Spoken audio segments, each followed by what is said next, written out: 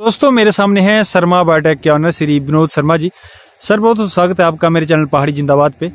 और सर बहुत सारे किसानों के सवाल मेरे जो हमने 3 वीडियो पिछले बनाई है उस पर बहुत सारे किसानों ने सवाल करे हैं जो हम इस वीडियो में कवर करने की कोशिश करेंगे। और मैं सभी दर्शकों से ये निवेदन करता हूं कि इसके अलावा जो क्वेश्चन कुछ भी डाउट रहता है तो आप इस वीडियो के कमेंट बॉक्स में जरूर पूछें। तो सर सबसे पहले मैं आपसे क्वेश्चन पूछता हूँ कि किसान भाई हमारे पूछते हैं कि हम प्लांट लें तो लें कहाँ से, किस नर्सरी से लें? मैं बताना चाहूँगा कि जब भी आप पौधे लें तो सबसे पहले आप ये देख लें कि वो नर्सरी या टिश्यू कल्चर लैब रजिस्टर्ड है गवर्नमेंट से कि नहीं है। अगर आपने सीडलिंग के पौधे लेने हैं तो वो रजिस्टर्ड नर्सरी से लें, वो उसका पता रजिस्ट्रेशन नंबर ले लें गवर्नमेंट का। हाँ जी। और दूसरा, अगर टिश्यू कल्चर लैब से रिलेटेड आप पौधे ले रहे हैं रूट स्टॉक के ऊपर, तो उसके लिए आपको ये पता करना जरूरी है कि उस नर्सरी वाले के पास टिश्यू कल्चर लैब है कि नहीं है। ठीक है, तो ये पता करना आपको जरूरी है। ठीक है। तो सर बहुत सारे प्लांट आपसे भी ले जाते हैं, कस्टमर आपके भी ऑल ओवर इंडिया है, बाहर से भी प्लांट ले जाते हैं।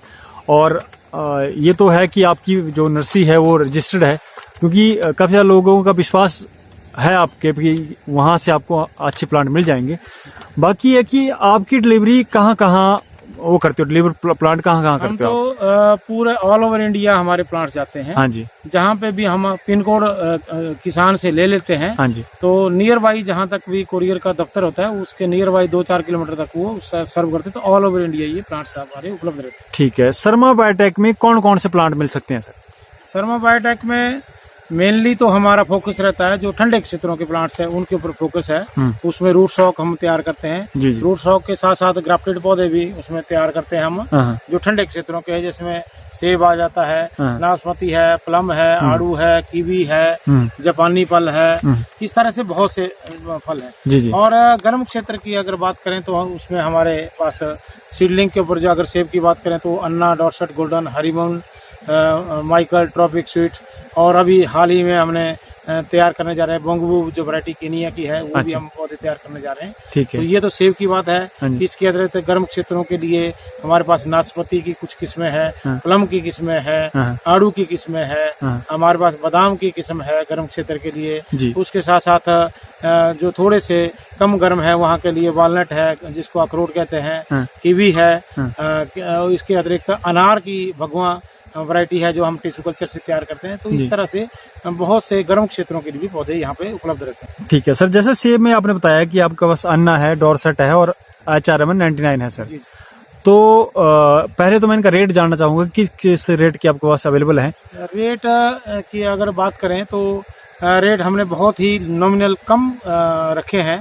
जैसे 1 वर्ष का पौधा, जो 1 वर्ष का ग्राफ्टिंग के बाद की बात कर रहा हूँ, पहले तो 1 साल तो उसको सीडलिंग तैयार करने में लगते हैं, उसके बाद उसमें 1 वर्ष जब ग्राफ्टिंग के बाद हो जाता है, मैच्योर ग्राफ्टिंग जो है वो पौधा हमारा 100 रुपए का हम देते हैं। साथ में जो डिलीवरी चार्ज अलग से रहते हैं। इसी तरह अगर 2 वर्ष का कोई पौधा लेता है, जैसे आप ये देख रहे हैं, ये 2 वर्ष के पौधे हैं और लगभग ये 8-10 फुट की हाइट पे हो जाते हैं। और इनमें लगाने के 1 वर्ष के बाद आपको फल मिलता है। 140 रुपए का पौधा हम देते हैं। ठीक है। और अगर रूट स्टॉक जो मतलब हम टिश्यू कल्चर लैब में तैयार करते हैं और उनका रेट हम 270 रुपए, वैसे 300 रुपए, परंतु हमने अब इसको कम कर दिया, 270 रुपए में रूट स्टॉक का पौधा किसानों को उपलब्ध कराते हैं। ठीक है सर। प्लांट यही है कि ये बुकिंग पे ही पौधे मिलते हैं, जो मतलब टिश्यू कल्चर के प्लांट है, अगर बुकिंग नहीं होगी तो फिर दिसंबर में देना मुश्किल हो जाता है, क्योंकि इतनी अवेलेबिलिटी हमारे पास नहीं रहती। ठीक है। आपने सर टिश्यू कल्चर की बात की और टिश्यू कल्चर लैब पहले मैं अपने दर्शकों को वीडियो में बता चुका हूँ।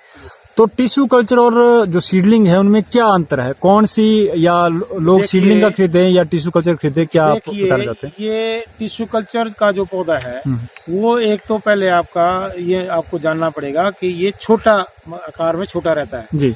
और इसके अतिरिक्त इसमें जो क्वालिटी है फ्रूट की 10 से 15% तक इसका साइज बढ़ाता है। अच्छा। इसमें जब आप लगाएंगे, और नंबर ऑफ प्लांट इसमें ज्यादा पौधे कम मतलब एरिया में, अगर कम क्षेत्र किसी पास वो आ जाते हैं, परंतु इसमें रख रखाव थोड़ा सा ये है कि इसमें पानी, ड्रिप इरिगेशन वगैरह की व्यवस्था करनी पड़ती है। अच्छा। अगर M9 के ऊपर आप ग्राफ्टेड लेंगे टिश्यू कल्चर के पौधे, अन्ना है, जो भी वैरायटी आप लेंगे, तो उनके लिए सहारे की जरूरत होती है। अच्छा। ये इसमें थोड़ा सा एक्स्ट्रा खर्चा। सहारे की मतलब सर फेंसिंग की, स्पोर्ट की? फेंसिंग नहीं उसको बोलते, इससे स्पोर्ट सिस्टम जो तार का सिस्टम उसमें लगाना पड़ता है। अच्छा। और अगर 111 mm 111 जो रूट स्टॉक है, या 793 है, या 106 है, M7 है, इनको सहारा नहीं चाहिए होता। ठीक है। तो ये अपना अपना हुआ है कि मतलब अगर बहुत बड़ा पेड़ किसी को नहीं चाहिए, कम पे मतलब और ज्यादा पेड़ लगाते हैं, वहाँ रख रखाव चाहिए, तो फिर उसको टिश्यू कल्चर पे जाना चाहिए। या पानी जहाँ पे वाटर लॉगिंग ज्यादा रहती है, तो वहाँ पे तो सीडलिंग वाले लगाएं। नहीं तो आप ऐसे अगर पानी की व्यवस्था ठीक है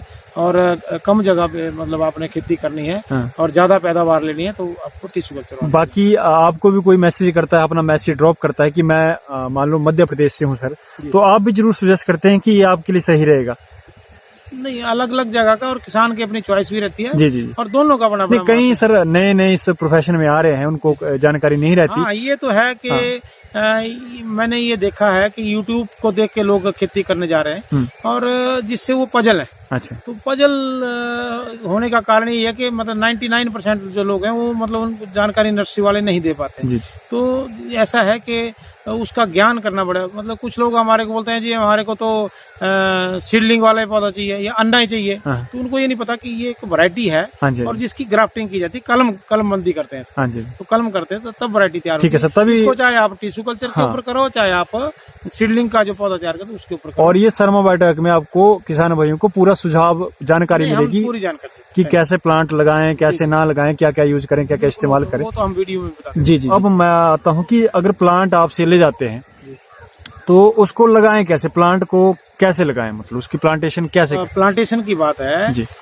बुक करने के बाद आप गड्ढे कर लें, और 2-3 महीने, कम से कम 3 महीने पहले इसकी तैयारी करना शुरू कर लें। जी। वो सबसे यहाँ सर मैं आपको रोकना चाहूंगा कि जैसे मान लो मेरे प्लांट आज पहुंच रहे हैं, तो कई लोग करते हैं कि आज ही गड्ढा करेंगे या 3 महीने पहले उससे गड्ढा कर ले, जब उन्होंने ऑर्डर कराए 3 महीने पहले गड्ढा तैयारी कर लें। अच्छा। और उसको 10-15 दिन अगर खुला छोड़ दें तो और भी बढ़िया रहता है, क्योंकि उसकी स्टरलाइजेशन होती है, तो पौधा मरने का मतलब स्कोप कम हो जाता है। ऐसा होता है कि जमीन में कुछ फंगस बीमारियां रह जाती हैं, तो उसके लिए धूप लगाना आवश्यक है। और उसके बाद उसको प्रॉपरली भरें। जो उल्टे क्रम में इसकी मिट्टी भरनी पड़ती है, देसी खाद इसमें डालनी पड़ती है, सिंगल सुपर फास्फेट इसमें आधा किलो से 700 ग्राम तक, अगर 2x2 फीट का आप गड्ढा करेंगे उसमें डालनी पड़ेगी। दीमक की दवाई डालनी पड़ेगी, और जमीन लेवल से आपको इसको कम से कम 6 से 9 इंच ऊपर भरना पड़ेगा।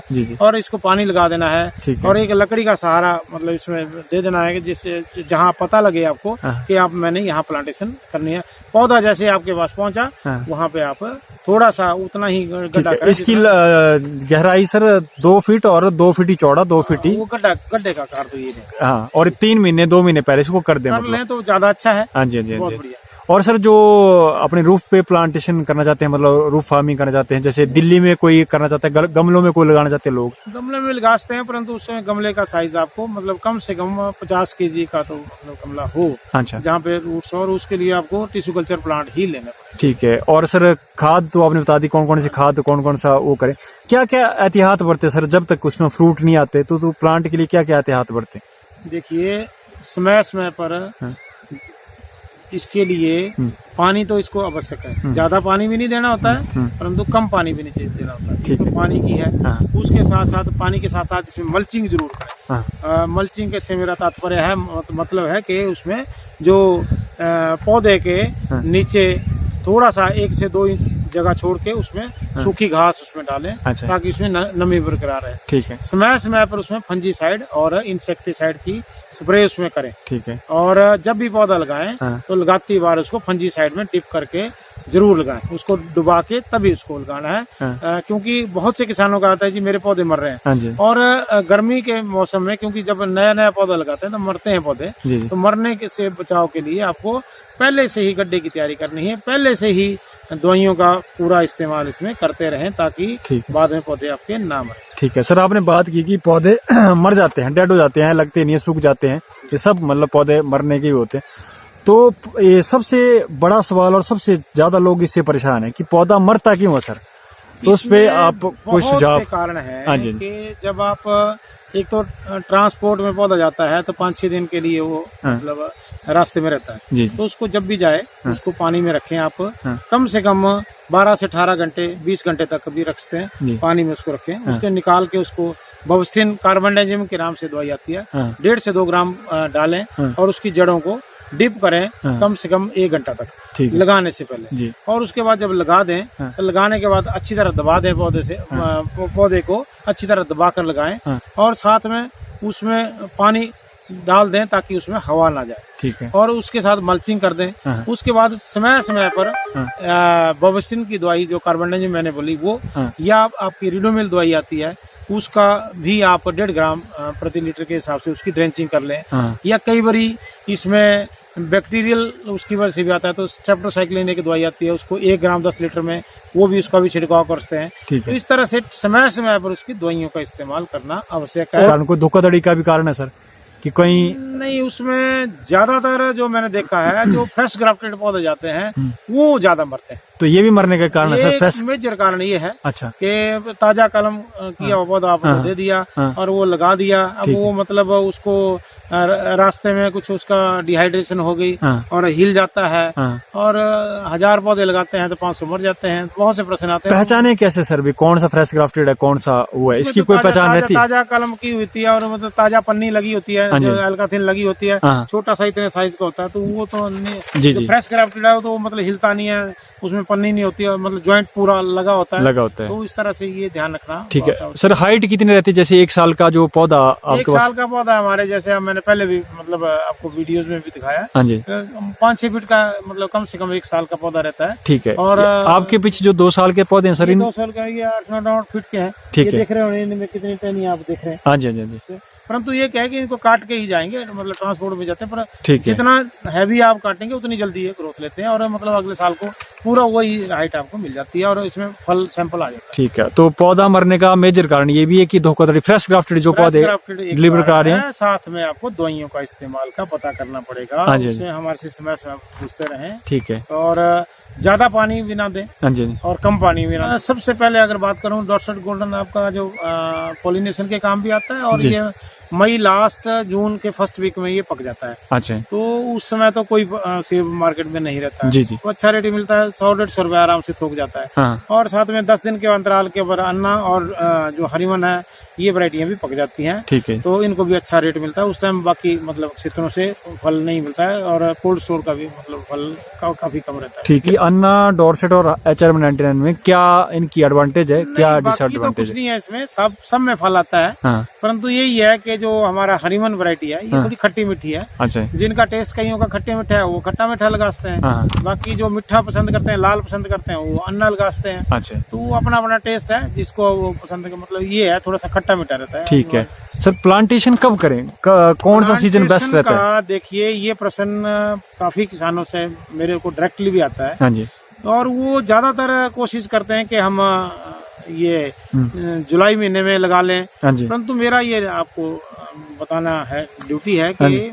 प्लांटेशन का जो सही समय है, हम्म, जितने भी आपके फल हाँ। पौधे हाँ जिनके पत्ते झड़ जाते हैं हाँ उनको आप दिसंबर में यहाँ से लेके मार्च में ही लगाना पड़ता है, जी क्योंकि जब इनके पत्ते झड़ जाते हैं तो इनका जो सेल सैप है हाँ वो रुक जाता है, हाँ डोरमेंसी में आ जाते हैं। तो डोरमेंसी में क्या है कि इनको झटका नहीं लगता, तो पौधे आराम से सक्सेस रेट इसका मतलब जो सफल होने का, स्प्राउट होने का चांसेस पूरे 100% तक आ जाते हैं। ठीक। जबकि अगर आप बरसात में आप लगाएंगे हाँ। तो आपको इसमें परेशानी रहेगी, जी तो वो सही समय नहीं है, क्योंकि ये सुप्त जैसे ही अभी एक्टिव ग्रोथ है इसमें, जी तो एक्टिव ग्रोथ में अगर पौधा लगाते हैं जी तो ये मरने के चांसेस ज्यादा रहते हैं। और इसमें ये भी मैं बताना चाहूंगा कि जो दिसंबर महीने में पौधे लग जाते हैं वो अगर जो पहले अगर आपने जुलाई में लगाए होते हैं उससे ज्यादा ग्रोथ वो लेंगे। ठीक है। हाँ ये जी। एक भ्रांति है कि मैंने जुलाई में लगाना, तो ऐसा नहीं है। हाँ। आप इनको बस दिसंबर से लेके मार्च तक ही सबसे बेस्ट टाइम वो है, वही है। सेब का ही नहीं, अगर आप किसी कहीं से भी है। और भी प्लांट देखिए, लगाने। ये हम लोग भी बाहर से इंपोर्ट करते हैं, जी जी तो वो पौधे हमारे अप्रैल मई में आते हैं। जी जी अब वहाँ पे जहाँ से वो चल रहे हैं हाँ तो वहाँ पे ठंड है, हाँ वहाँ डोरमेंसी है, हाँ तो डोरमेंसी जैसे ही गर्म क्षेत्र में हमारा गर्म होगा, यहाँ पे हाँ। गर्मी होती है, हाँ तो यहाँ पहुँचता है एकदम ये तुरंत ग्रोथ ले लेता है। जी जी तो ऐसा नहीं है कि जो वहाँ के अनुसार आपको करना पड़ेगा, मेंटेन करना वो पड़ेगा। करना पड़ेगा। और जी, एक जी। चीज और बताना चाहूंगा जी मैं, जी क्योंकि ये जितने भी अन्ना है, डॉर्सेट गोल्डन, हरिमन है, हाँ। इनकी कलम वहीं से ली जाती है हाँ। जहाँ पे इनको डोरमेंसी आती है, जी ठीक है ना। हाँ। वो वही पौधों में फिर बीमारियां नहीं आएंगी, क्वालिटी वही रहेगी। जी। अब कुछ लोग क्या है कि नीचे ही मतलब कलमे लगा के वो तैयार करने जा रहे हैं, वो धीरे धीरे क्या हो गया कि इस इंडस्ट्री में फिर मतलब वो लोग मतलब उसमें तंग हो रहे हैं। अच्छा जी। अब तो इसलिए धोखे का शिकार हो रहे हैं। धोखे का शिकार हो रहे हैं, क्योंकि वहाँ पे पौधे तैयार मतलब करना संभव नहीं है। संभव नहीं कर रहे हैं जी। तो गलत कर रहे हैं। जी जी। तो इसलिए इससे भी बचें, तो आप मतलब इसको दिसंबर से उसमें ही लगाएं। ठीक है। कटिंग प्रूनिंग का कौन सा समय कटिंग इसमें रहता है? में देखिए, एक तो आपको कटिंग प्रूनिंग के लिए बहुत अर्ली भी नहीं करनी होती, बहुत लेट भी नहीं करनी होती। हाँ जी।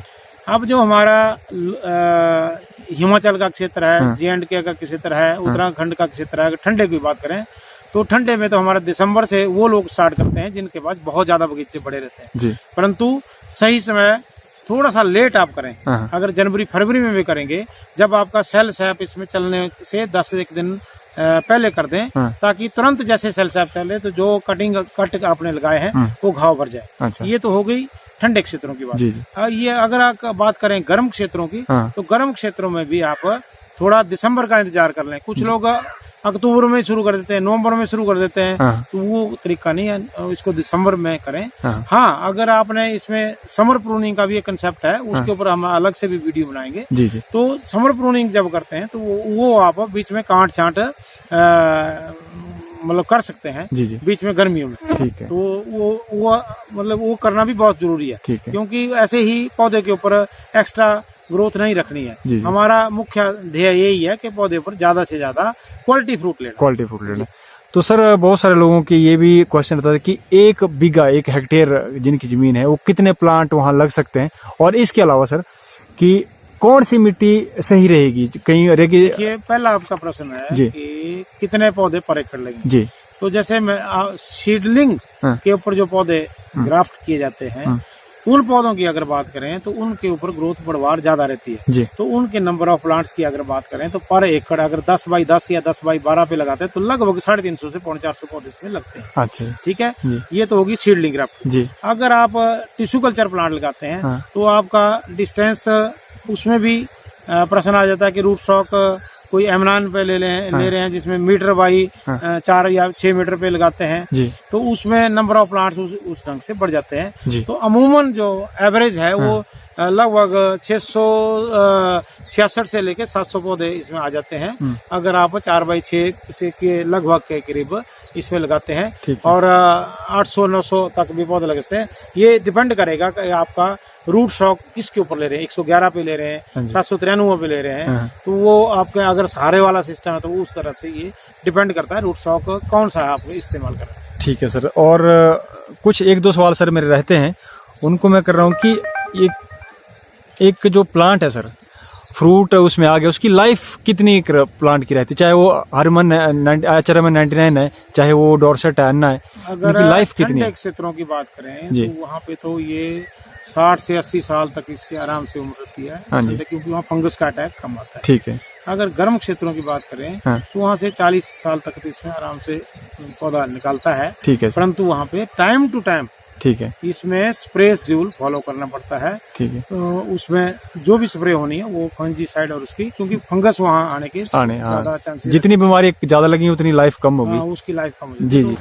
जहाँ तक प्रश्न है कि कौन सी मिट्टी में, तो सब सेब की जो खेती है सभी प्रकार की मिट्टी में हो सकती है। हाँ। जहाँ ज्यादा रेतीली है उसमें थोड़ा सा आप देसी खाद और बाहर से लाके थोड़ी सी मिट्टी मिक्स कर लें ताकि वो पानी उसमें ठहर जाए। जी। और जहाँ चिकनी है उसमें भी देसी खाद उसमें मिला लें, और पीएच की टेस्टिंग जरूर करा लें कि इसकी 7 से ऊपर पीएच ना हो तो ज्यादा बेहतर रहेगा। ज्यादा। और मतलब जहाँ पे भी जिस भूमि पर आपके मक्का, गेहूं, चावल इसकी खेती हो जाती है, ये वहाँ पे सेब आराम से होता है, परंतु पानी खड़ा नहीं होता है।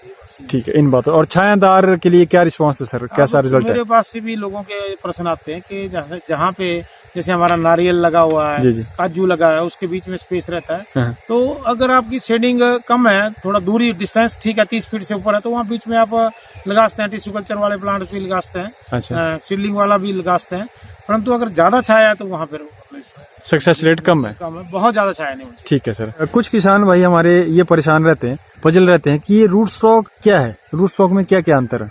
रूट शॉक का मतलब है कि जो नीचे जड़ वाला पोर्शन है जी। उसके ऊपर जो कलम मतलब करते हैं, जो कलम ऊपर हुई वो साइन हो गया, नीचे वाला रूट शॉक हो गया। अच्छा। तो अमूमन क्या है, जो हमारा चाहे टिश्यू कल्चर से तैयार हो रहा है उसको रूट शॉक बोल देते हैं, जो सीड से तैयार तो उसको सीडलिंग बोल देते हैं, परंतु वो सीडलिंग रूट शॉक है।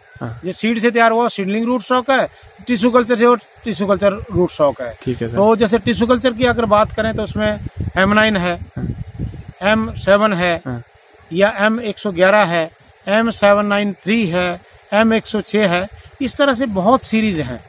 ये जितने भी M9 से लेके 111 तक जो हैं, इनका अलग अलग करेक्टर्स हैं। जो M9 पे ग्राफ्टिंग करेंगे तो पौधा बौना रहेगा, 111 या 793 पे करेंगे तो बहुत ऊंचा चल जाएगा, परंतु सीडलिंग का मुकाबला नहीं कर पाते, वो उससे थोड़ा छोटे रहे हैं। ये इनमें मुख्य डिफरेंस है। और रूट शॉक पे जब आप कोई भी ग्राफ्टेड पौधा लगाते हैं तो उसमें क्वालिटी भी अच्छी आती है, गुणवत्ता भी उसकी अच्छी रहती है। सर ये वीडियो मैं यही खत्म कर रहा हूँ। लास्ट में अंतिम में कोई आपका किसान भाइयों के लिए सुझाव, और कौन सा सब प्लांट के लिए वो जाएं, कौन सी सेब की खेती के लिए जाएं या अन्य प्लांट के लिए जाएं जिनसे ज्यादा वो प्रॉफिट कमा सकते हैं? देखिए, जो गर्म क्षेत्र है हमारे या ठंडे क्षेत्र हैं, बागवानी में बहुत ज़्यादा अपार संभावनाएं हैं कि इसमें ज़्यादा मुनाफा किसान कम जो भूमि में लगाकर कमा सकता है। तो ये डिपेंड करेगा कि आपकी किस हाइट पे है। जैसे आज मैं बात करूँ तो जापानी फल एक नया फल है, फ्यू वैरायटी जैसे है, तो वो ऊपर हमारा हिमाचल में भी और निचले क्षेत्र में बहुत अच्छी इसकी कामयाबी इसको मिली है। तो अनार की खेती आप कर सकते हैं, सेब की बागवानी में बहुत अपार संभावनाएं हैं।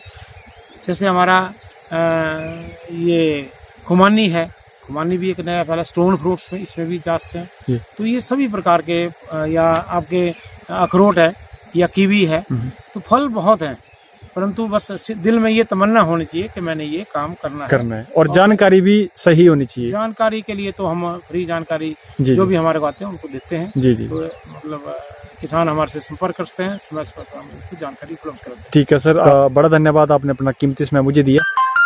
ठीक है सर, धन्यवाद।